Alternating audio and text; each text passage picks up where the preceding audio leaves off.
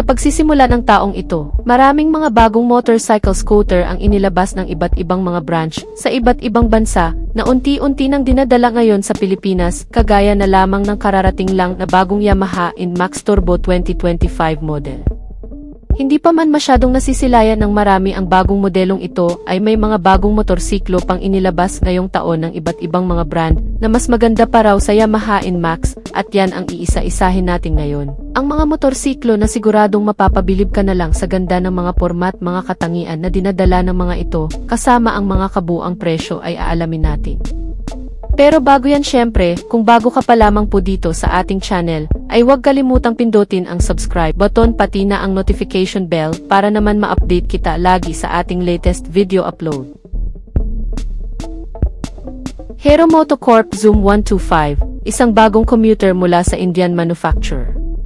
Ang modelong ito ay magbibigay daw ng mas maaasahang biyahe at mas compact na kagamitan sa mura lang nitong presyo. May sariling design, ngunit may pagkakatulad sa ilang mga nakasanayan na, gaya ng pagiging convenient comfort at mas madaling paganahin.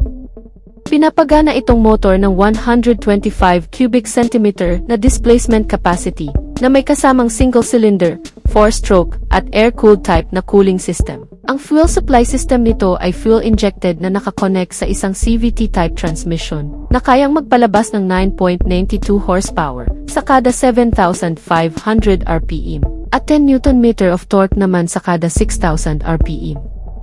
Ang front external design ng modelong ito ay inspired sa Falcon na may animoy matapang na itsura, dala ng pinahusay na disenyo ng LED headlamp na may kasamang daytime running light. Kaya naman ang aerodynamic at physical appearance nitong motor ay mas naging unique sa ilang mga kasabayan. Bukod pa dyan ay ipinagmamalaki rin ng brand ang pagiging maaasahan nitong motor, hindi lamang sa performance kundi sa pagiging dekalidad, sinamahan ng matitibay na klase ng suspension sa front na naka-telescopic fork, habang single-sided shock absorber na may core spring naman sa rear suspensions nito. Ang dalawang gulong nito sa harap at likod ay parehong naka 14-inch size at may alloy wheels na naka tubeless tires. Ang bawat ilaw nito mula sa harap at likod kasama ng mga turn signal lamp indicator ay mga naka LED type na klase na may sequential turn signal light indicator. Bukod pa dyan, nilagyan din nitong motor ng isang bulsa sa harapan at underseat compartment storage na lagayan ng gamit at isang front footboard na pwedeng pagkargahan ng malalaki pang gamit.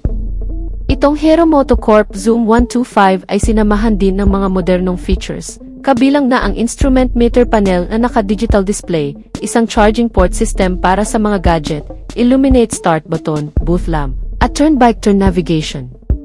Kung tutuusin ay wala ka nang masyadong hahanapin dahil sa mababa nitong engine ay siguradong magbibigay din ng mas magandang fuel economy sa kahit saan mo man gamitin. Sa pagkakaroon ng fuel tank capacity na 4.5 liters ay siguradong kahit malalayo ang biyahe ay aabuti ng average fuel consumption rate na 60.6 km per liter.